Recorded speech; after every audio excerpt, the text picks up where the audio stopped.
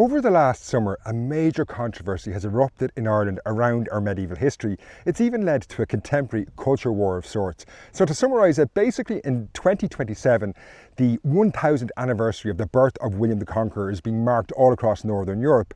And in Normandy, they're organising an event called the Year of the Normans to celebrate Norman history. Now, you can see a Norman castle behind me. There's hundreds of these all across Ireland. So people in Ireland have been asked to get involved in this. But this has led to a major controversy with people asking, why should people in Ireland be involved in the celebrations of a man who was the King of England? He never actually came to Ireland. And on top of that, how should we really relate to our Anglo-Norman history? The Normans invaded Ireland in the 12th century. So in this video, I'm going to explore that amazing castle behind me. And as I'm doing that, as I'm walking around those ruins, I'll show you those. But I'm also going to explain this controversy, how it's led to, as I say, a culture war of sorts in Ireland and some really awful takes on our medieval history. The first thing I'm going to do is introduce William the Conqueror because he's kind of central to this story, even though he never came to Ireland. Then I'll explain the Anglo-Norman invasion and how it's led to a culture war in Ireland today. Before we set off, I'll just introduce myself. My name is Fin Dwyer. I'm an Irish historian. I've written 2 books on medieval Irish history. You'll get them linked beneath this video. One looks at general medieval life, the other on the Black Death. They'll give you a much deeper dive on what we're talking about in this video if you're interested.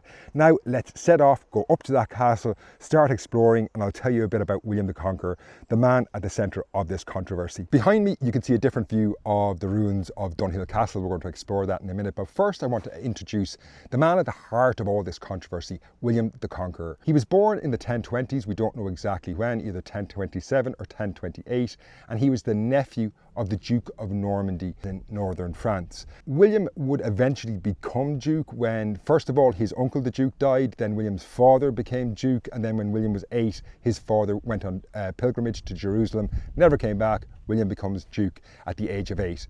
Now, he would spend several decades actually establishing control over Normandy. It would take William a very long time to do this, but by the 1060s, he's the undisputed ruler of Normandy.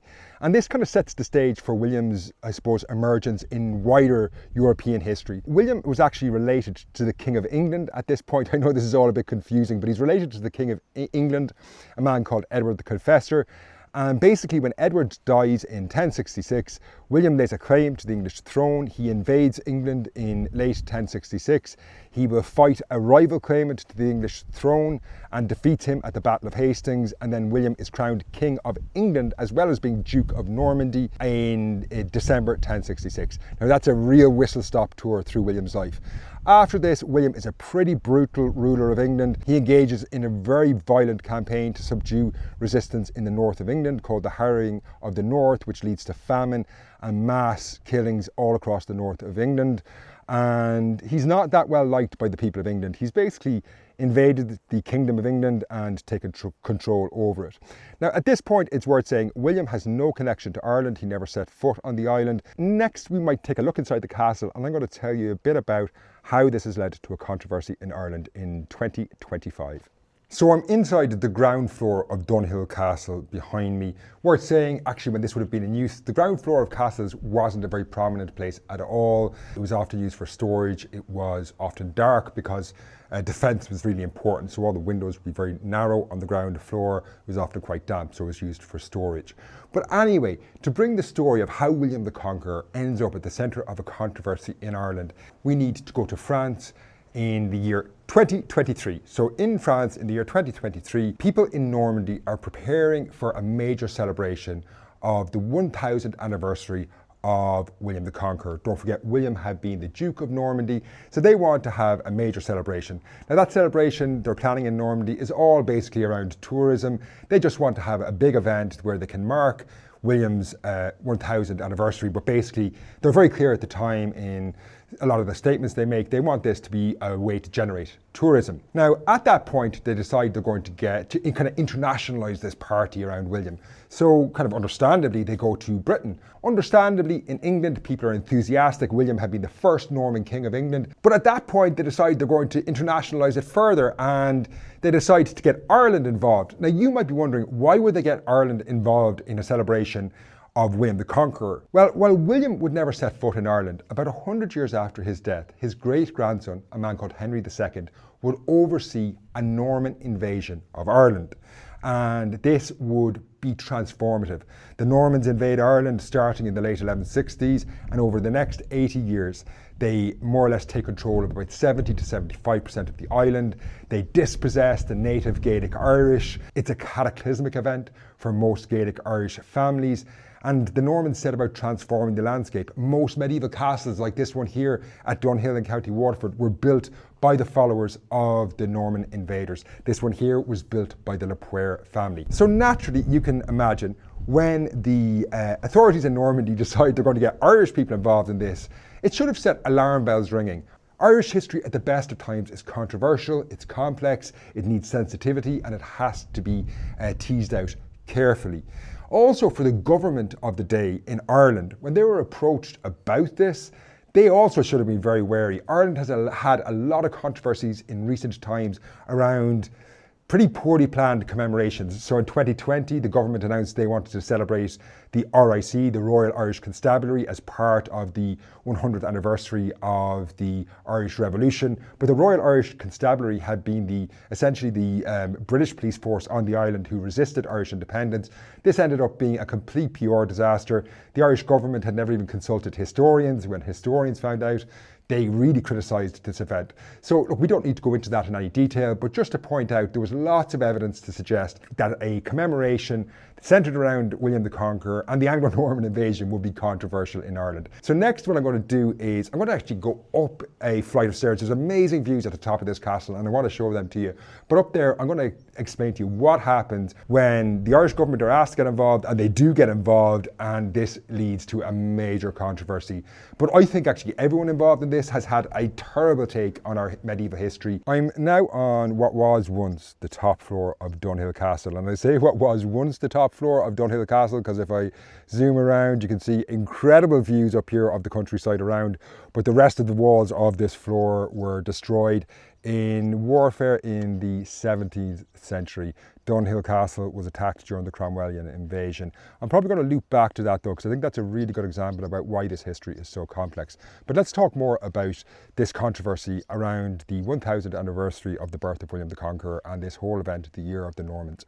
So after this event is planned initially in Normandy, then in England, they decide they're going to get other people involved, and the Irish government is approached, and a kind of a call for events is put out in March of this year. Then in May of this year, the Irish government announced they're definitely getting on board and they're going to encourage and have events here in Ireland. And the Minister for Heritage, a guy called James Brown, makes a big announcement about this, about how we're going to mark our Norman history and heritage, but he doesn't explain how this is going to be done at all.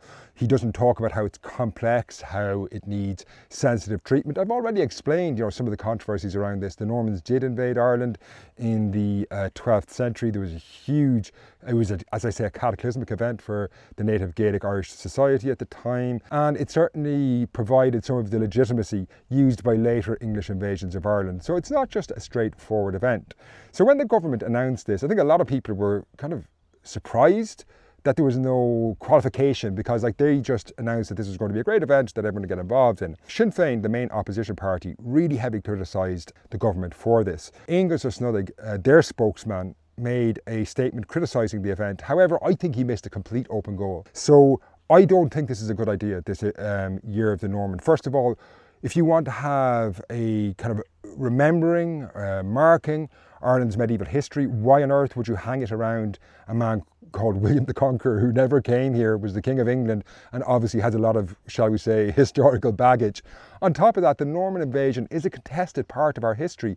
William the Conqueror is not a particularly controversial figure in England, certainly not in Normandy. I understand why people there want to have a major celebration around the guy, but that's not the same here. Norman history, all of Irish history is controversial. You don't need to be like an expert to realise that. However, Sinn Féin didn't make that point. When they criticised the event, they took a really bizarre approach, saying, oh, why are we celebrating Norman history? We should be celebrating Irish kings. Now, I think that was the wrong approach. I think our history, Norman history, is part of Irish history. It's a very controversial part of our history, but it's definitely part of our history. And saying, oh no, we shouldn't talk about that, we'll talk about this other chapter, because they were recommending that we'd have events to celebrate the achievements of Gaelic Irish kings. Personally, I'm not mad at celebrating any king, but look, this is part of our history and we do need to interrogate it. But saying that we shouldn't get involved in these events to mark the 1000th anniversary of William the Conqueror's fair, but they seem to dismiss the whole, our whole Norman past. And as I say, look, it's a really important part of Irish history. The Norman invasion did transform Ireland, particularly in this part of the country, in the south and the east, and we need to understand that, but it is really sensitive. And I think both the government and the opposition got this really badly wrong. I think Ireland could engage in these events around the year of the Norman, but it should be clear what it is. At the moment, these events are not about like sensitivity, engaging in controversial history. They're about celebrating the Normans. And if you read the documents released by the region of Normandy, the government or the local government there, they're very clear about this. It's about celebrating Norman history. It's not about maybe some of the more controversial aspects. Here in Ireland, it is really complex. That's just the reality of it.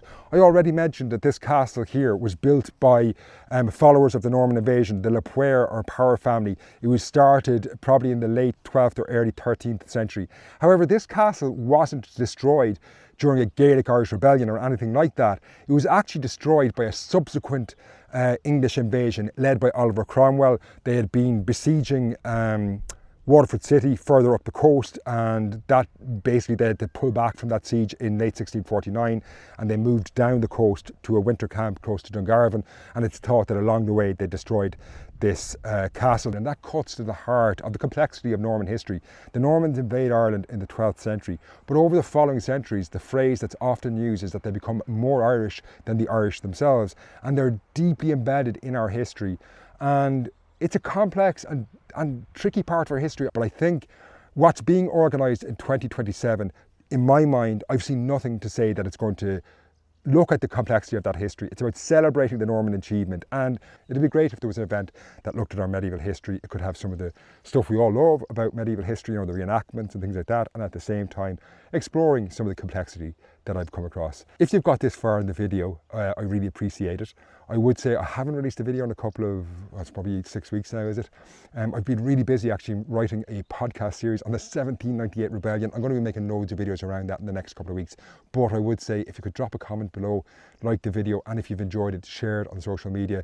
That's all I have to say on this matter. I'd love to know your opinion, because my opinion on this, I will admit, has changed back and forth a bit. I kind of feel at the moment everyone is wrong and that we need to have a different debate around all this stuff. Anyway, that's where I'm going to leave the video. Thanks for tuning in, and I will be back making regular videos again. But look, I'll be talking to you soon, and if you've got this far and you're not subscribed to the channel, please do give me a subscribe. It really helps out.